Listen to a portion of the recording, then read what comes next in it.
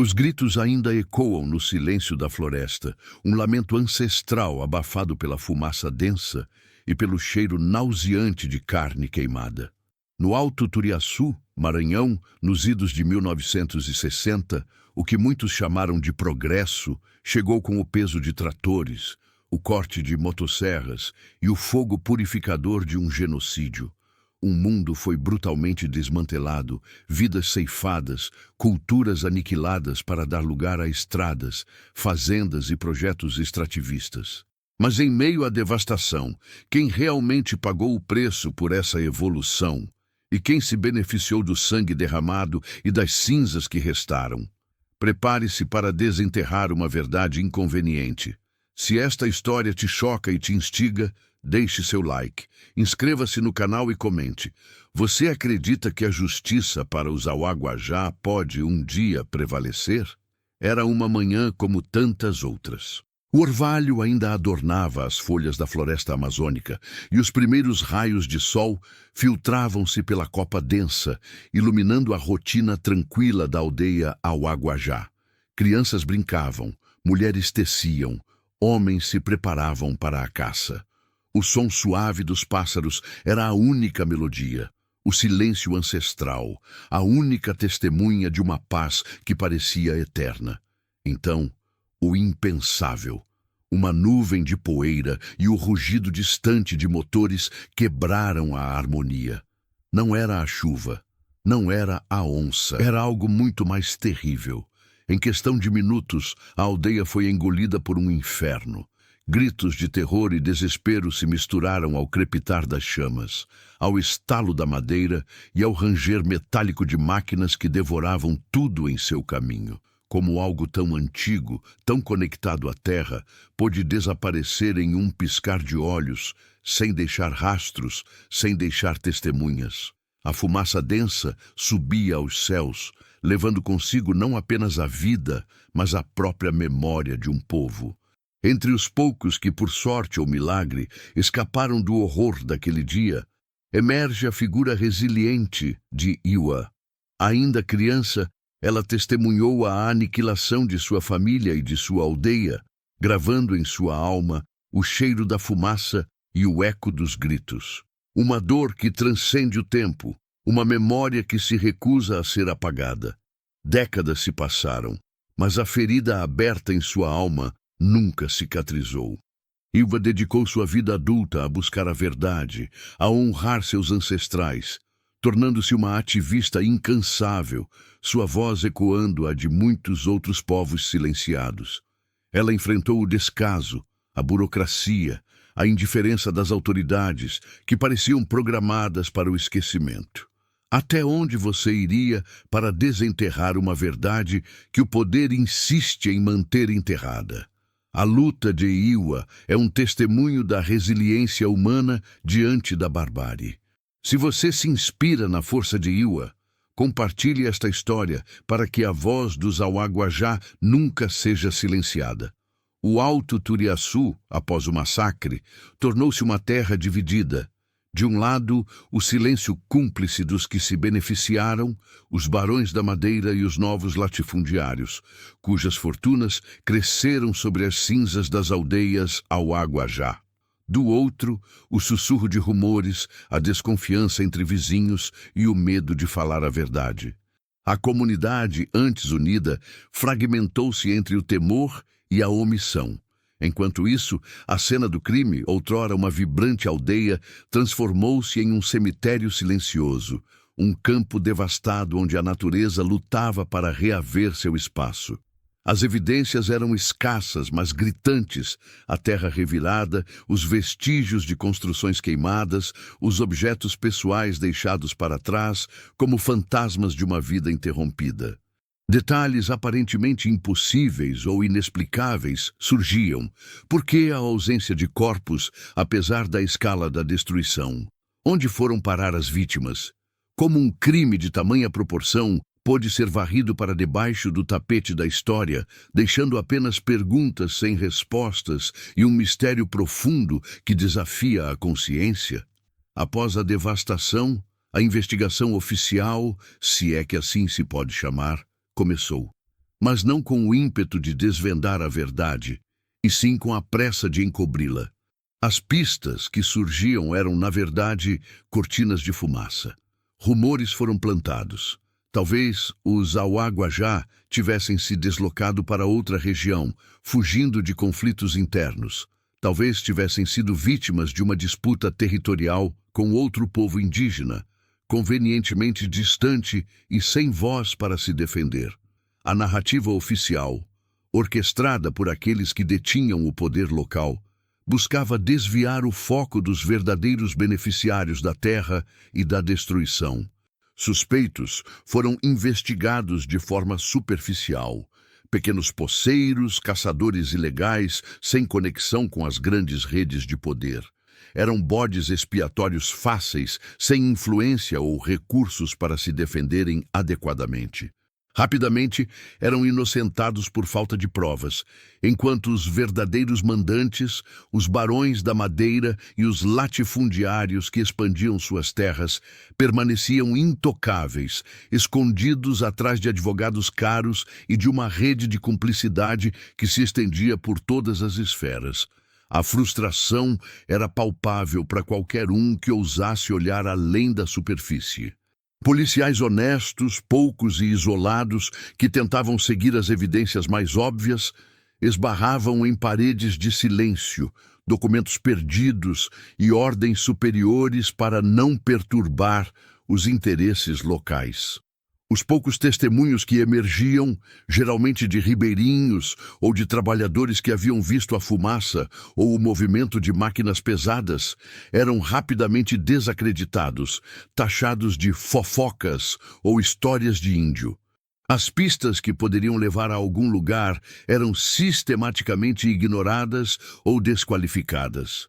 A ausência de corpos, antes um mistério intrigante, tornou-se uma ferramenta para a negação. Se não há corpos, não há crime, repetiam os poderosos, convenientemente esquecendo que florestas densas e rios caudalosos são túmulos eficientes. O inquérito, se é que chegou a ter essa formalidade, arrastou-se por alguns anos, mais por formalidade do que por convicção. A cada mês, as evidências esfriavam, a memória dos poucos que se importavam enfraquecia e a pressão para virar a página aumentava. O caso dos Auaguajá, assim como tantos outros crimes contra os povos originários, foi empurrado para um beco sem saída burocrático, um arquivo empoeirado, longe dos olhos do público e da consciência nacional. As palavras "arquivado por falta de provas" tornaram-se o epitáfio não oficial de uma tragédia que clamava por justiça. A impunidade institucionalizada começou a se cimentar. Os agressores, agora com suas terras expandidas e seus negócios prosperando, sentiam-se invencíveis. A mensagem era clara. A vida dos Auaguajá não tinha valor e seus assassinos podiam agir com total liberdade. Décadas se passaram e o massacre do Alto Turiaçu parecia ter sido engolido pelo tempo, relegado a uma nota de rodapé esquecida na história. Mas a memória é um rio que corre subterrâneo e há aqueles que se recusam a deixar que ele seque. É neste cenário de esquecimento imposto que emerge a figura de Dr. Elias Monteiro. Nascido e criado na região, o promotor público federal carregava em si a indignação silenciosa de uma terra que viu demais. O caso Auaguajá não era apenas mais um arquivo empoeirado, era uma ferida aberta em sua própria história, um eco das injustiças que ele testemunhou desde a infância. Elias não era um detetive de campo no sentido tradicional, mas sua mente funcionava como tal. Sua obsessão com o caso consumia suas noites e fins de semana. Ele mergulhou em pilhas de documentos perdidos e desorganizados, em microfichas amareladas e em relatos orais que eram como sussurros de fantasmas.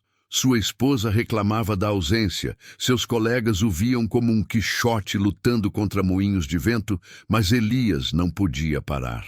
Ele sentia o peso de cada vida silenciada, a dor de cada cultura desmantelada. A cada pista falsa, a cada porta fechada, Sua determinação apenas se solidificava. Ele sabia que enfrentava não apenas um crime, mas um sistema de poder arraigado, as mesmas poderosas famílias latifundiárias e ex-militares que haviam lucrado com o sangue derramado e que ainda manipulavam as engrenagens da justiça. A frustração era constante. A burocracia estatal, que parecia programada para o esquecimento e a invisibilidade, era um inimigo tão implacável quanto os próprios criminosos. Testemunhas potenciais eram ameaçadas, documentos cruciais desapareciam misteriosamente, e a rede de cumplicidade parecia se estender até os escalões mais altos. Mas Elias tinha um trunfo: o tempo e o avanço científico. Décadas após o ocorrido, novas tecnologias e metodologias forenses começavam a oferecer possibilidades antes inimagináveis. A análise de solo, a datação por carbono, a genética avançada, ferramentas que nos idos de 1960 eram ficção científica, agora podiam ser a chave para desvendar os segredos da floresta. Com o apoio de Iwa, cuja memória vívida e resiliência inquebrantável eram um farol, Elias começou a revisitar a cena do crime. Não apenas o local físico, mas o contexto histórico, social e político. Ele buscou por vestígios microscópicos, por anomalias geológicas, por qualquer sinal que pudesse contradizer a narrativa oficial de desaparecimento ou conflito interno. A esperança reacendia-se, tênue como uma brasa, mas insistente. O que as novas técnicas poderiam revelar sobre a ausência de corpos ou sobre a real extensão da devastação? A pergunta pairava no ar, pesada como o silêncio da floresta. O que as novas técnicas poderiam revelar sobre a ausência de corpos ou sobre a real extensão da devastação? Impulsionado por essa questão e pela chama reacesa da esperança, Dr. Elias Monteiro, ao lado da incansável Iwa, deu o primeiro passo para desenterrar não apenas a verdade, mas a própria memória da Terra. A colaboração de Iwa era inestimável. Seus olhos, que testemunharam o horror, e sua memória, que guardava os contornos exatos da aldeia e dos caminhos ancestrais, guiavam Elias e sua pequena equipe por um terreno que parecia ter apagado todos os vestígios humanos. Com o apoio de uma universidade federal e de alguns pesquisadores corajosos, Elias conseguiu mobilizar uma equipe multidisciplinar. Geólogos, arqueólogos forenses e especialistas em sensoriamento remoto começaram a trabalhar, não mais com base em suposições, mas com a precisão da ciência. O drone, uma tecnologia futurista para a época do crime, agora sobrevoava a área, mapeando a topografia, identificando anomalias no solo e revelando padrões de vegetação que poderiam indicar distúrbios passados. Análise de solo, antes ignorada, agora buscava vestígios de combustão em larga escala, de metais pesados, de qualquer elemento que não pertencesse naturalmente àquela porção da floresta. Eles não demoraram a encontrar resistência.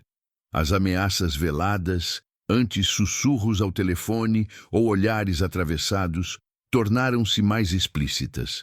Denúncias anônimas surgiam contra Elias, questionando sua conduta e os gastos da investigação. Fazendeiros locais, alguns com sobrenomes que ecoavam os barões da madeira do passado, tentavam impedir o acesso à terra, alegando propriedades privadas e invasão. A burocracia, que antes parecia apenas inerte, agora agia como um muro intencional, negando permissões, atrasando liberações de fundos e dificultando o trabalho dos especialistas. Era a rede de cumplicidade que se estendia por décadas, protegendo os culpados que se beneficiavam da impunidade. No entanto, a equipe de Elias persistiu. Com a ajuda de Iwa, que indicava os locais onde as ocas ficavam, onde a fogueira central ardia, onde os ancestrais eram sepultados, os arqueólogos começaram a escavar em pontos estratégicos. O que encontraram não foram corpos, como se esperava, mas evidências irrefutáveis de uma destruição planejada e metódica. Camadas de cinzas compactadas, vestígios de madeira queimada em grande volume e, o mais perturbador, fragmentos de cerâmica auá-guajá misturados a pontas de flechas de metal e cartuchos de armas de fogo que não eram tradicionais dos povos indígenas da região. Era a prova de um confronto desigual, de uma invasão violenta. A ausência de corpos, que antes servia como argumento para a negação do crime, agora se transformava em uma pista assustadora. A análise de amostras de solo em pontos específicos, guiados pela memória de Iwa, sobre onde os corpos dos mais velhos e das crianças foram vistos pela última vez, revelou concentrações anômalas de elementos químicos, indicando a presença de material orgânico em decomposição acelerada. Não havia corpos visíveis, mas a Terra guardava a memória química do que um dia esteve ali. A hipótese de valas comuns, outrora descartada, ganhava força, sugerindo que os corpos haviam sido removidos ou enterrados de forma a não deixar vestígios óbvios. A crueldade do crime ganhava novas e macabras camadas. As descobertas reacenderam a indignação e a determinação. Elias e Iwa sabiam que estavam no caminho certo. A ciência estava começando a dar voz aos silenciados, a desmascarar a narrativa conveniente dos poderosos. Mas cada avanço trazia consigo uma nova onda de ameaças, uma escalada na guerra velada contra a verdade. Quem estava tão desesperado para manter esses segredos enterrados que não hesitaria em usar de todos os meios para parar a investigação? A resposta parecia estar cada vez mais próxima, escondida nas sombras do poder e da história local, pronta para emergir e desafiar a consciência de uma nação. A pergunta pairava no ar, pesada como o silêncio da floresta. O que as novas técnicas poderiam revelar sobre a ausência de corpos ou sobre a real extensão da devastação? Impulsionado por essa questão e pela chama reacesa da esperança, Dr. Elias Monteiro, ao lado da incansável Iwa, deu o primeiro passo para desenterrar não apenas a verdade, mas a própria memória da Terra. A colaboração de Iwa era inestimável. Seus olhos, que testemunharam o horror, e sua memória, que guardava os contornos exatos da aldeia e dos caminhos ancestrais, guiavam Elias e sua pequena equipe por um terreno que parecia ter apagado todos os vestígios humanos. Com o apoio de uma universidade federal e de alguns pesquisadores corajosos, Elias conseguiu mobilizar uma equipe multidisciplinar. Geólogos, arqueólogos forenses e especialistas em sensoriamento remoto começaram a trabalhar, não mais com base em suposições, mas com a precisão da ciência. O drone, uma tecnologia futurista para a época do crime, agora sobrevoava a área, mapeando a topografia, identificando anomalias no solo e revelando padrões de vegetação que poderiam indicar distúrbios passados. Análise de solo, antes ignorada, agora buscava vestígios de combustão em larga escala, de metais pesados, de qualquer elemento que não pertencesse naturalmente àquela porção da floresta. Eles não demoraram a encontrar resistência. As ameaças veladas, antes sussurros ao telefone ou olhares atravessados, tornaram-se mais explícitas.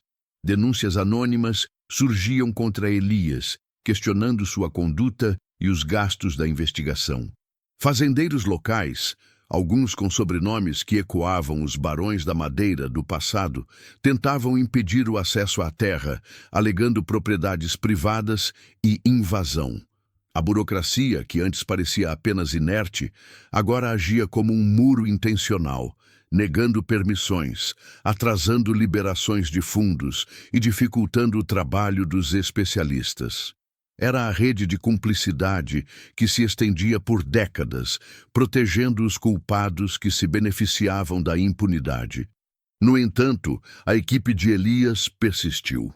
com a ajuda de Iwa, que indicava os locais onde as ocas ficavam, onde a fogueira central ardia, onde os ancestrais eram sepultados, os arqueólogos começaram a escavar em pontos estratégicos. O que encontraram não foram corpos, como se esperava, mas evidências irrefutáveis de uma destruição planejada e metódica. Camadas de cinzas compactadas, vestígios de madeira queimada em grande volume e, o mais perturbador, fragmentos de cerâmica auá-guajá misturados a pontas de flechas de metal e cartuchos de armas de fogo que não eram tradicionais dos povos indígenas da região. Era a prova de um confronto desigual, de uma invasão violenta. A ausência de corpos, que antes servia como argumento para a negação do crime, agora se transformava em uma pista assustadora.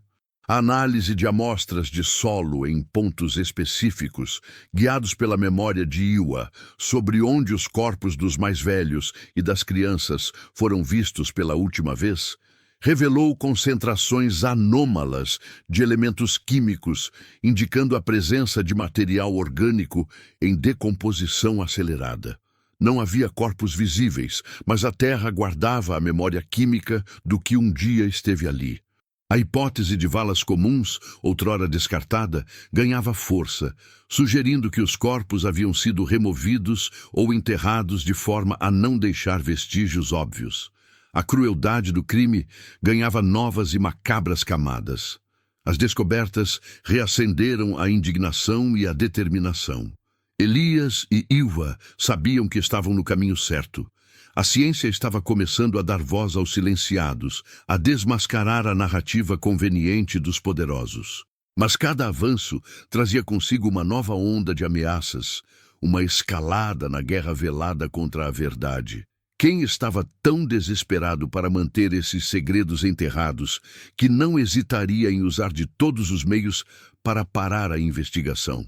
A resposta parecia estar cada vez mais próxima, escondida nas sombras do poder e da história local, pronta para emergir e desafiar a consciência de uma nação.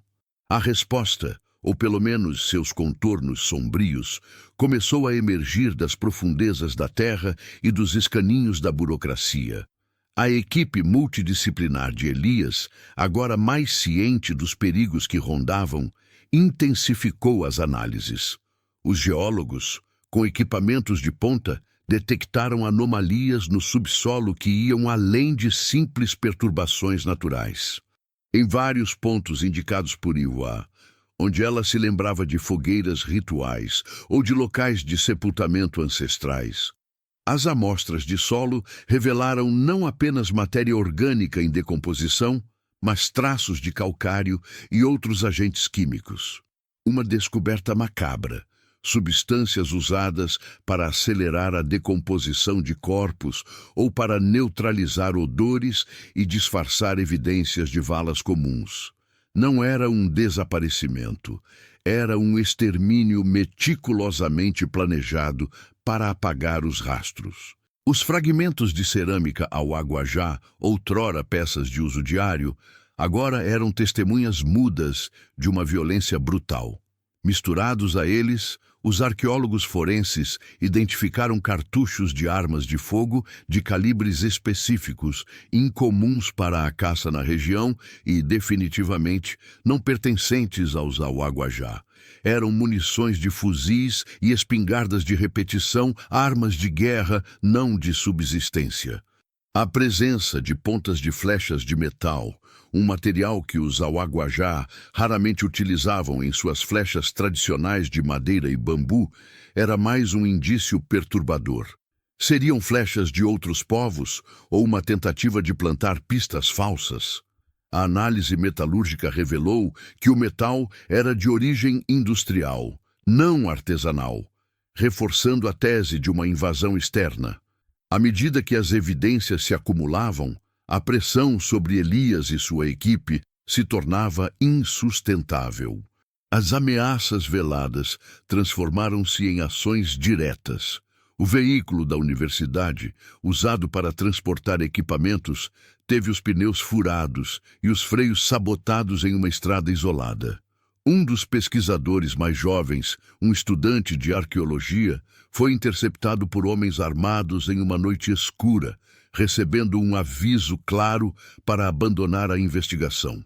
A sede da promotoria recebeu telefonemas anônimos, com vozes distorcidas que falavam em acidentes e consequências para aqueles que revolvessem o passado. A linha que separava a investigação legal da guerra aberta estava se apagando. A rede de cumplicidade que Elias tanto desconfiava começou a mostrar suas garras de forma mais explícita. O financiamento para a equipe de pesquisa, antes aprovado, foi subitamente congelado sob alegações de irregularidades orçamentárias. Artigos em jornais locais, antes neutros ou favoráveis, passaram a questionar a obsessão do promotor, insinuando que ele estava perseguindo fazendeiros honestos e desestabilizando a paz na região. O lobby dos poderosos, os barões da madeira e os latifundiários agora se articulava abertamente, usando sua influência política e econômica para criar um cerco contra a verdade. Iwa, contudo, permanecia inabalável. Sua memória, outrora uma fonte de dor, agora era uma arma poderosa. Ela recordava os nomes dos brancos que, antes do massacre, haviam tentado comprar terras, ameaçando sua gente. Ela lembrava-se de um homem específico, com uma cicatriz no rosto, que frequentemente aparecia com capangas nas proximidades da aldeia. Sua voz, que ecoava a de muitos outros povos silenciados, não era apenas um lamento, mas um testemunho irrefutável. Ela descrevia os ruídos das máquinas, o cheiro de diesel misturado à fumaça, a forma como os homens se moviam com uma brutalidade calculada. As descobertas científicas, combinadas com o testemunho de Iwa, pintavam um quadro aterrador. Não foi um conflito aleatório, mas uma ação coordenada, um ataque genocida com o objetivo claro de remover os Auaguajá de suas terras para permitir a exploração econômica. A ausência de corpos não era prova de não crime, mas sim a evidência de um esforço sistemático para esconder o crime, para apagar a existência de um povo inteiro. As substâncias químicas no solo, os calibres das armas, os fragmentos de metal, tudo apontava para uma operação que ia muito além de pequenos poceiros ou caçadores ilegais. Era a assinatura de uma força organizada com recursos e intenções claras. Elias sabia que estava pisando em terreno minado. Cada nova evidência, cada fragmento desenterrado, aproximava-o não apenas da verdade, mas também do perigo iminente. A pergunta que o consumia era: quem, afinal, era esse homem com a cicatriz no rosto que Iwa recordava? E qual era o elo entre ele, as poderosas famílias da região e a impunidade que se estendia por mais de meio século? A teia de segredos e cumplicidades estava prestes a ser rasgada. Mas a que custo? A verdade, quando finalmente viesse à tona, seria capaz de quebrar o silêncio imposto por tanto tempo? Ou seria esmagada mais uma vez pelo peso do poder? A verdade, quando finalmente viesse à tona, seria capaz de quebrar o silêncio imposto por tanto tempo? Ou seria esmagada mais uma vez pelo peso do poder? Dr. Elias Monteiro sabia que essa era a questão central. Com as novas evidências científicas e os testemunhos de Iwa, ele tinha mais do que meras suspeitas. Possuía fragmentos de uma realidade brutal, que, combinados, começavam a formar um quadro aterrador. A presença de agentes químicos no solo, indicando decomposição acelerada, era a prova irrefutável de que os corpos haviam sido intencionalmente eliminados. Não foi um desaparecimento casual, mas uma operação planejada para apagar a existência de um povo. Os calibres das armas, os fragmentos de metal industrial, tudo apontava para uma força militarizada com recursos e treinamento muito além do que qualquer poceiro comum poderia dispor. Elias mergulhou ainda mais fundo na papelada perdida da época. Em um arquivo empoeirado da antiga Superintendência do Desenvolvimento da Amazônia, Sudã, ele encontrou referências a projetos de colonização e integração nacional na região do Alto Turiaçu, coincidentemente nos mesmos anos do massacre. Nesses documentos havia menções à desocupação de áreas conflituosas para a abertura de novas fronteiras agrícolas e estradas. Nomes de empresas madeireiras e de fazendeiros influentes, alguns ainda poderosos na região, começavam a aparecer repetidamente. O elo entre a violência e o lucro estava se tornando dolorosamente claro. A cada descoberta, a rede de cumplicidade reagia com mais ferocidade. As ameaças se tornaram mais pessoais. A casa de Elias foi invadida. Nada foi roubado, mas fotos de sua família foram deixadas à mostra. Um recado claro. Um dos geólogos da equipe recebeu uma proposta irrecusável para um projeto em outro estado, com a sutil advertência de que certos lugares não são seguros para quem faz muitas perguntas.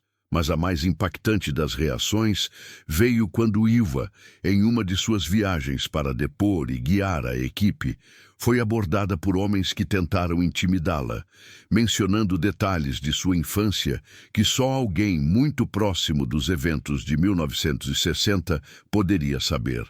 Eles a alertaram para não mexer com o passado ou o futuro de sua gente estaria em risco. A ferida do massacre não era apenas uma memória, era uma ameaça viva. Foi então que Ilva, revivendo as memórias traumáticas, conseguiu descrever com mais detalhes o homem com a cicatriz no rosto. Ele não era apenas um capanga, ele parecia liderar os invasores. Sua presença era constante nas semanas que antecederam o ataque, sempre medindo terras, sempre acompanhado de outros homens armados. Ele falava com a boca cheia, como um chefe. Ilva recordava, os olhos perdidos nas lembranças, e tinha um jeito de olhar que fazia a gente tremer. Com essa descrição mais precisa, Elias acessou antigos registros policiais e militares da região. Ele cruzou informações de fazendeiros que haviam expandido suas propriedades na área após o massacre, procurando por conexões com ex-militares ou figuras de segurança privada da época. E a peça que faltava começou a se encaixar. Em um relatório de uma antiga patrulha de fronteira, datado de 1961, Elias encontrou um nome: Coronel Eurico Salles. Um militar reformado, conhecido por sua brutalidade em operações de pacificação em regiões de conflito agrário e que, convenientemente, havia se tornado um próspero latifundiário no Alto Turiaçu logo após os eventos. O relatório mencionava uma cicatriz proeminente no rosto de Salles, resultado de um incidente em serviço. E o mais perturbador, o coronel Eurico Salles era pai de um dos mais influentes políticos e empresários da região atualmente, um homem com vasta influência nas esferas do poder. A conexão era inegável, e o sangue de Ilva gelou quando Elias lhe mostrou uma fotografia antiga de Eurico Salles. "É ele", ela sussurrou, a voz embargada pela dor e pela raiva contidas por décadas. "É o homem da cicatriz." O inimigo oculto não era uma entidade amorfa. Tinha nome, sobrenome e uma família com raízes profundas na estrutura de poder local. A verdade estava emergindo, não apenas como um lamento, mas como uma acusação formal, pronta para desafiar a impunidade que protegia os poderosos há mais de meio século. Mas como confrontar um poder tão enraizado, tão protegido pelo tempo e pela cumplicidade? A batalha apenas começava, e o preço da verdade poderia ser muito alto. A verdade, quando finalmente viesse à tona, seria capaz de quebrar o silêncio imposto por tanto tempo, ou seria esmagada mais uma vez pelo peso do poder? Dr. Elias Monteiro sabia que essa era a questão central. Com as novas evidências científicas e os testemunhos de Ilva, ele tinha mais do que meras suspeitas. possuía fragmentos de uma realidade brutal que, combinados, começavam a formar um quadro aterrador. A presença de agentes químicos no solo, indicando decomposição acelerada, era a prova irrefutável de que os corpos haviam sido intencionalmente eliminados. Não foi um desaparecimento casual, mas uma operação planejada para apagar a existência de um povo.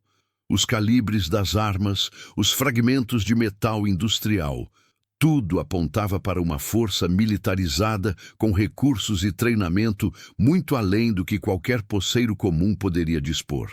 Elias mergulhou ainda mais fundo na papelada perdida da época.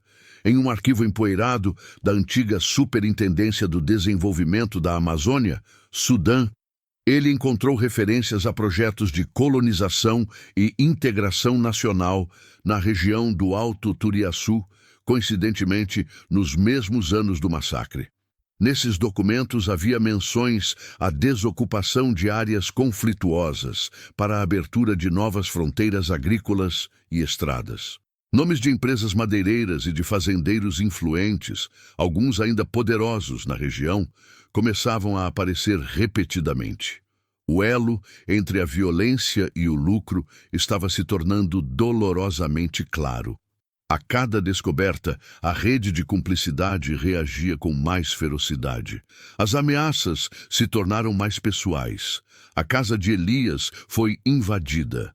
Nada foi roubado, mas fotos de sua família foram deixadas à mostra. Um recado claro.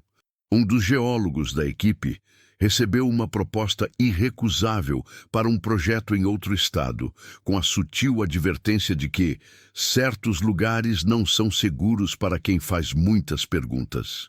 Mas a mais impactante das reações veio quando Ilva, em uma de suas viagens para depor e guiar a equipe, foi abordada por homens que tentaram intimidá-la, mencionando detalhes de sua infância que só alguém muito próximo dos eventos de 1960 poderia saber. Eles a alertaram para não mexer com o passado ou o futuro de sua gente estaria em risco. A ferida do massacre não era apenas uma memória, era uma ameaça viva. Foi então que Ilva, revivendo as memórias traumáticas, conseguiu descrever com mais detalhes o homem com a cicatriz no rosto. Ele não era apenas um capanga, ele parecia liderar os invasores. Sua presença era constante nas semanas que antecederam o ataque, sempre medindo terras, sempre acompanhado de outros homens armados. Ele falava com a boca cheia, como um chefe. Ilva recordava, os olhos perdidos nas lembranças, e tinha um jeito de olhar que fazia a gente tremer. Com essa descrição mais precisa, Elias acessou antigos registros policiais e militares da região. Ele cruzou informações de fazendeiros que haviam expandido suas propriedades na área após o massacre, procurando por conexões com ex-militares ou figuras de segurança privada da época. E a peça que faltava começou a se encaixar. Em um relatório de uma antiga patrulha de fronteira, datado de 1961, Elias encontrou um nome: Coronel Eurico Salles. Um militar reformado, conhecido por sua brutalidade em operações de pacificação em regiões de conflito agrário e que, convenientemente, havia se tornado um próspero latifundiário no Alto Turiaçu logo após os eventos. O relatório mencionava uma cicatriz proeminente no rosto de Salles, resultado de um incidente em serviço.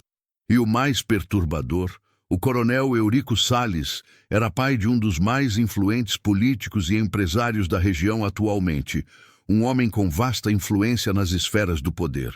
A conexão era inegável, e o sangue de Ilva gelou quando Elias lhe mostrou uma fotografia antiga de Eurico Salles. "É ele", ela sussurrou, a voz embargada pela dor e pela raiva contidas por décadas. "É o homem da cicatriz." O inimigo oculto não era uma entidade amorfa. Tinha nome, sobrenome e uma família com raízes profundas na estrutura de poder local.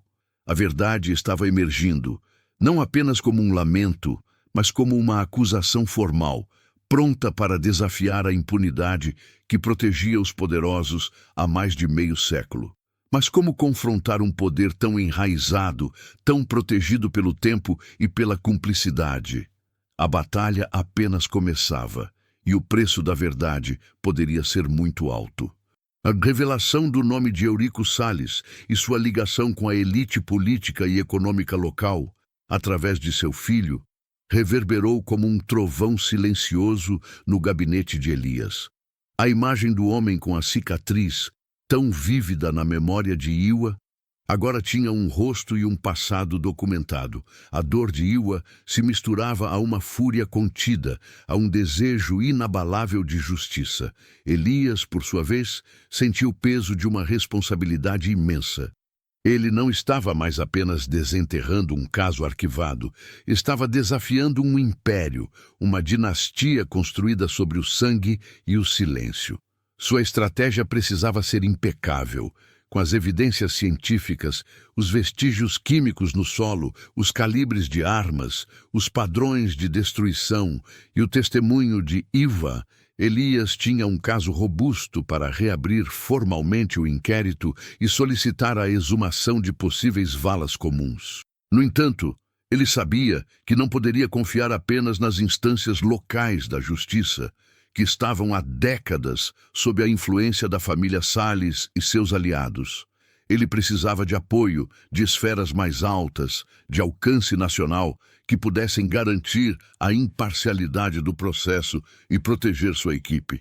Elias preparou um dossiê detalhado, reunindo todas as provas, os relatórios dos geólogos e arqueólogos, as análises de solo, os fragmentos de cerâmica Awaguajá, os cartuchos de armas de fogo, os documentos históricos da Sudã e, crucialmente, o depoimento de Iwa, que agora incluía o reconhecimento fotográfico de Eurico Salles.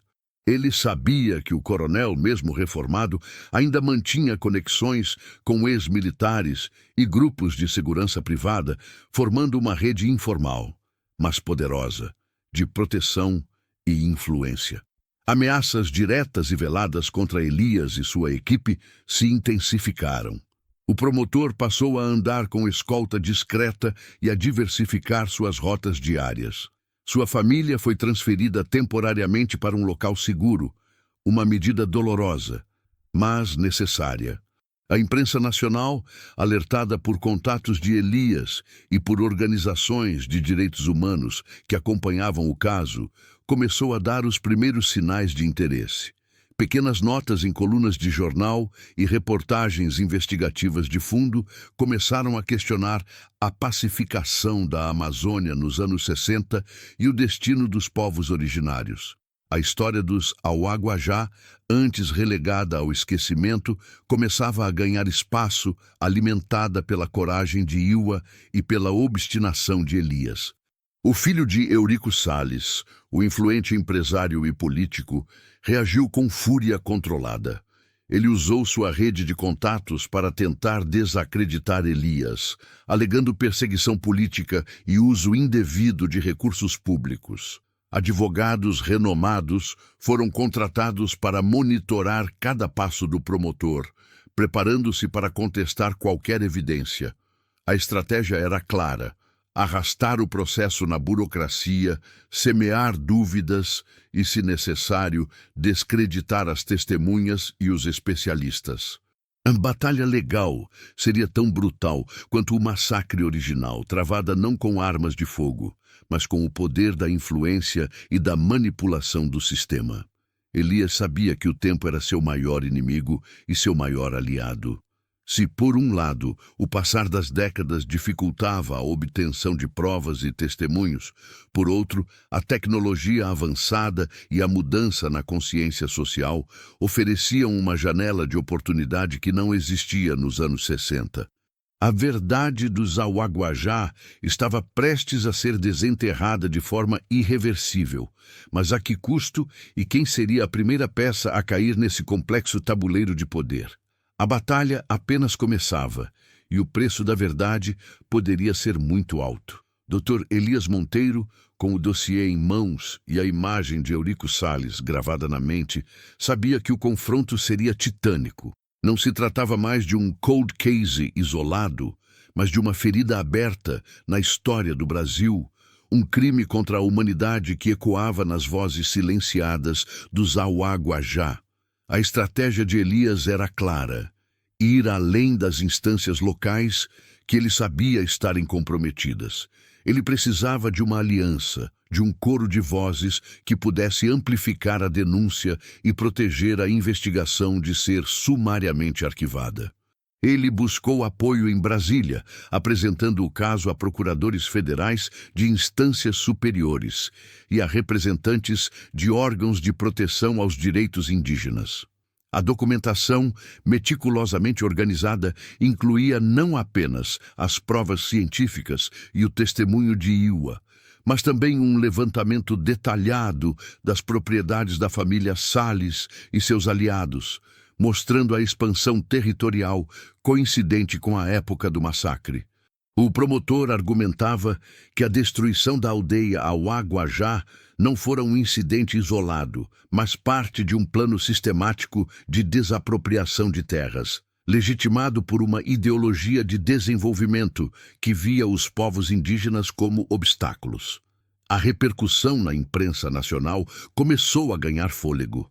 O vazamento controlado de informações e a coragem de alguns jornalistas investigativos resultaram em reportagens aprofundadas que expunham a história dos Auá-Guajá e a obstinação de Elias. A figura de Iwa, uma mulher idosa carregando a memória de um genocídio, tornou-se um símbolo poderoso. Suas entrevistas, embora dolorosas, eram carregadas de uma dignidade ancestral que tocava a fibra mais sensível da opinião pública. A pressão sobre as autoridades aumentava a cada manchete, a cada reportagem televisiva que mostrava os vestígios da aldeia desaparecida. A reação da família Salles e de seus aliados foi virulenta. O filho de Eurico Salles, o empresário e político, moveu uma pesada máquina de contrapropaganda. Artigos pagos em veículos de imprensa menores, mas influentes na região, tentavam desqualificar Elias e Iwa, acusando-os de manipular a história para fins políticos e de atrasar o progresso da Amazônia. Advogados da família entraram com uma série de ações judiciais contra Elias, alegando difamação e abuso de autoridade, numa tentativa de paralisar a investigação através de batalhas legais exaustivas. Mas a maré começava a virar. A atenção nacional trouxe uma camada de proteção que Elias não tinha antes. As ameaças diretas à sua vida e à de sua equipe diminuíram em frequência, substituídas por uma guerra de narrativas e manobras legais. No entanto, o custo pessoal era alto. A vida de Elias se resumia ao caso. Noites em claro, pilhas de documentos, a constante preocupação com sua família e com a segurança de Iwa. Sua obsessão era a força motriz, mas também um fardo pesado. Ele se via muitas vezes revivendo as imagens que Iwa descrevia, sentindo a dor dos Auá-Guajá. Foi nesse cenário de tensão crescente que uma nova pista, inesperada e crucial, surgiu. Um ex-funcionário de uma das fazendas de Eurico Salles, já idoso e doente, procurou a equipe de Elias anonimamente. Ele havia trabalhado para o coronel na época do massacre e, atormentado pela culpa ao ver a história na televisão, decidiu quebrar o silêncio. Seu depoimento, gravado em sigilo, confirmou muitos dos detalhes que Iwa havia contado. Ele falou sobre a limpeza da área para a formação de novas fazendas, sobre os homens armados liderados por Salles, sobre o uso de substâncias para apagar os rastros e sobre a remoção de corpos para um local mais distante, um igarapé profundo que servia como fronteira natural entre as propriedades. Essa testemunha, que pediu para ser chamada apenas de Zé, não apenas corroborou as evidências científicas e o depoimento de Iwa, mas também forneceu o local exato onde os corpos foram descartados, e, mais perturbador, mencionou a existência de um livro negro de Eurico Salles, Um diário onde o coronel registrava suas operações e os nomes dos colaboradores que se beneficiaram da terra pacificada. O diário, segundo Zé, era guardado em um esconderijo na antiga sede da fazenda, hoje ocupada pelo filho de Salles. A existência de Zé e seu testemunho secreto injetaram uma nova urgência na investigação. Elias agora tinha não apenas a prova do crime, mas uma testemunha ocular e a indicação de onde encontrar a confissão do próprio assassino. A chance de finalmente trazer a verdade à tona, de desmascarar o poder por trás do massacre, estava mais próxima do que nunca. Mas como conseguir acesso àquele livro negro sem alertar a família Salles e sem colocar a vida de Zé em risco? A próxima fase seria a mais perigosa, a mais decisiva. O inimigo oculto, agora com um nome e um rosto, estava encurralado, mas ainda era poderoso e letal. Será que Elias e Iwa conseguiriam desenterrar a prova final antes que o poder se voltasse contra eles com força total? A chance de finalmente trazer a verdade à tona, de desmascarar o poder por trás do massacre, estava mais próxima do que nunca.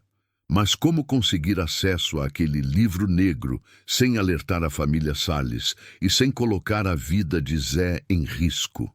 A próxima fase seria a mais perigosa, a mais decisiva. O inimigo oculto, agora com um nome e um rosto, estava encurralado, mas ainda era poderoso e letal. Será que Elias e Iwa conseguiriam desenterrar a prova final antes que o poder se voltasse contra eles com força total? A pergunta ecoava na mente de Elias.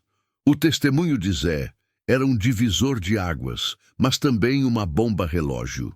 O livro negro não era apenas uma prova, era a confissão que ligaria a ideologia de progresso à barbárie, os mandantes aos executores e o passado ao presente. Contudo, o acesso à antiga sede da fazenda Salles, agora residência do filho do coronel, um homem de imenso poder e influência, era quase impossível. O local era uma fortaleza moderna, com segurança privada e sistemas de vigilância. Invadir seria um suicídio legal e provavelmente físico.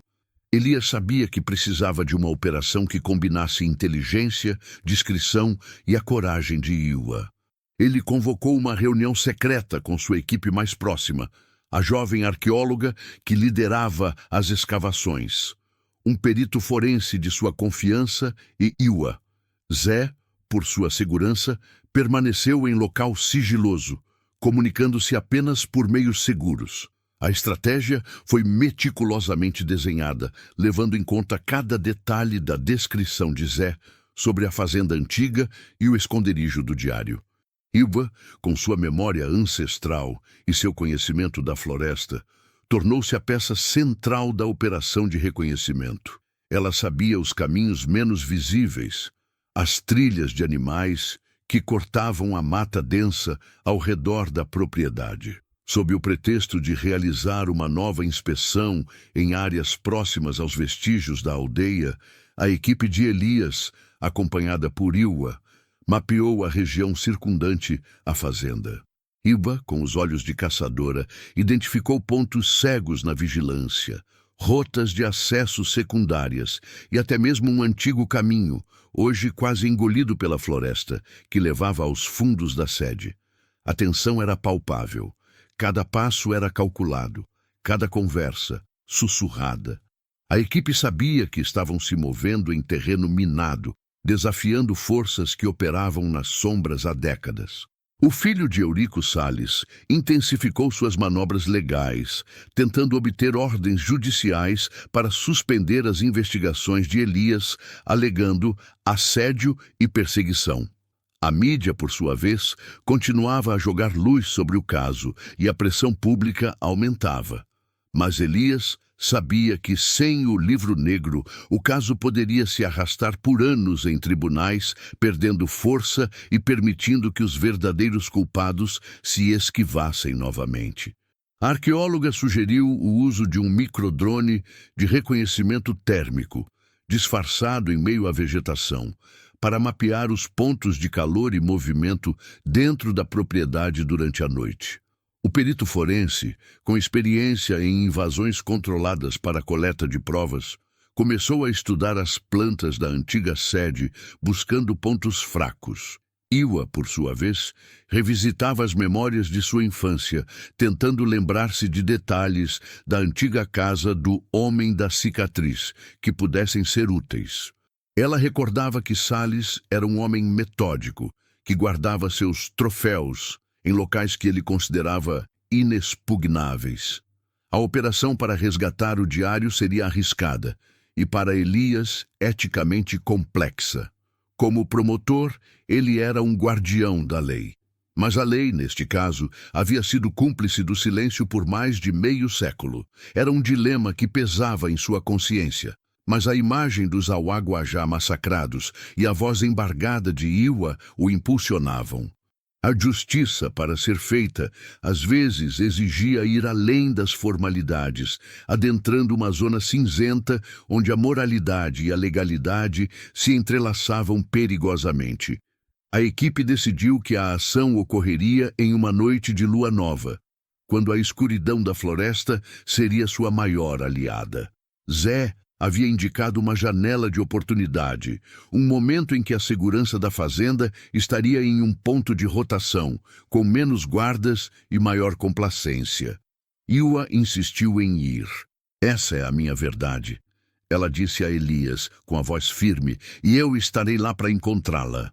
Sua determinação era inabalável, um fogo antigo que queimava em seus olhos. A presença de Iwa não era apenas simbólica. Seu conhecimento do terreno e sua capacidade de se mover silenciosamente pela mata seriam cruciais.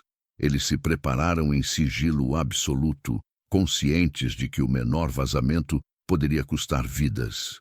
O objetivo não era uma invasão violenta, mas uma infiltração cirúrgica para recuperar o diário. A missão era clara: entrar, localizar o livro negro e sair sem deixar rastros. A verdade sobre o massacre dos Auaguajá estava a um passo de ser revelada, mas esse passo era um abismo. O que encontrariam dentro daquela fortaleza? E, mais importante, conseguiriam sair ilesos? A noite da verdade se aproximava, e com ela, a promessa de um acerto de contas que o Brasil havia adiado por tempo demais. A noite da verdade se aproximava, e com ela a promessa de um acerto de contas que o Brasil havia adiado por tempo demais. A escuridão da lua nova cobria o Alto Turiaçu como um manto, enquanto Elias, Iwa, a arqueóloga e o perito forense se moviam com a precisão de predadores pela mata densa. Guiados por Iwa, que parecia fundir-se com a floresta, eles contornaram a vigilância da fazenda, usando o antigo caminho quase apagado pela vegetação. O silêncio era interrompido apenas pelo som de seus próprios passos calculados e pelo zumbido quase imperceptível do microdrone, que mapeava os movimentos internos da propriedade. O esconderijo, conforme a descrição de Zé e a memória de Iwa, era um compartimento secreto atrás de uma lareira antiga na biblioteca da sede. O perito, com habilidade cirúrgica, neutralizou o sistema de alarme de uma janela lateral. Dentro, o ar era denso, carregado com o cheiro de mofo e história. Iwa apontou para a lareira, seus olhos brilhando no escuro. Enquanto o perito trabalhava para acessar o compartimento, Elias e a arqueóloga vasculhavam documentos antigos, buscando qualquer outro indício. A tensão era quase insuportável. Então, um clique. O compartimento se abriu, revelando um espaço escuro. Lá dentro, empoeirado, estava um pequeno caderno de capa escura com as páginas amareladas pelo tempo. O livro negro. Elias o pegou com cuidado reverente. As primeiras páginas, escritas com uma caligrafia firme, eram um relato frio e metódico dos avanços na região. Data após data, Eurico Salles detalhava a limpeza das terras, a remoção dos obstáculos indígenas, os nomes dos fazendeiros e políticos que financiaram e se beneficiaram da brutalidade. Ele descrevia a logística da destruição da aldeia Auá-Guajá, o uso de fogo e produtos químicos para não deixar vestígios, e a localização do igarapé profundo para o descarte final. Era a confissão, a prova irrefutável do genocídio. A equipe recuou pela mesma rota, o diário seguro em um invólucro à prova d'água. Ninguém falou até estarem novamente na segurança da floresta. Iwa tocou o diário, uma lágrima escorrendo pelo seu rosto marcado pelo tempo. A verdade, que ela carregava em si por décadas, agora tinha um testemunho material. Com o livro negro em mãos, a estratégia de Elias mudou de defensiva para ofensiva. O dossiê, agora completo com a confissão do coronel Eurico Salles, foi entregue diretamente à Procuradoria-Geral da República e ao Supremo Tribunal Federal. A repercussão foi avassaladora. O filho de Salles tentou, desesperadamente, desqualificar o diário como uma falsificação, mas as análises grafotécnicas e a coerência com as evidências científicas e o testemunho de Iwa eram inegáveis. A justiça, antes lenta e cega, começou a se mover com uma força implacável. O coronel Eurico Salles, já idoso e doente, foi formalmente acusado. Muitos de seus colaboradores, alguns ainda vivos e poderosos, também foram implicados. O caso do massacre do Alto Turiaçu deixou de ser um cold case para se tornar um marco na luta pelos direitos indígenas no Brasil. A comunidade Auá-Guajá, por meio de Iwa, finalmente teve sua voz ouvida, sua dor reconhecida. Apesar da vitória, um rescaldo de questionamentos permanece. Eurico Salles e seus cúmplices enfrentaram a justiça, mas as cicatrizes na terra e na memória dos Auá-Guajá jamais seriam apagadas. A impunidade de décadas havia permitido que um império fosse construído sobre o sangue e a luta para desmantelá-lo seria longa. A verdade veio à tona, mas ela pode curar todas as feridas. O que o caso dos Auá-Guajá nos ensina sobre a história de um país que, por vezes, escolheu o silêncio em vez da justiça. Esta história te tocou? Você acredita que o Brasil está pronto para confrontar todas as suas verdades inconvenientes? Deixe seu comentário, curta este vídeo e compartilhe para que mais pessoas conheçam essa luta por justiça e memória.